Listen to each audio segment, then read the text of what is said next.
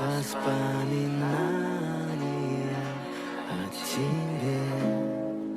У камина в 6 утра разбитая душа.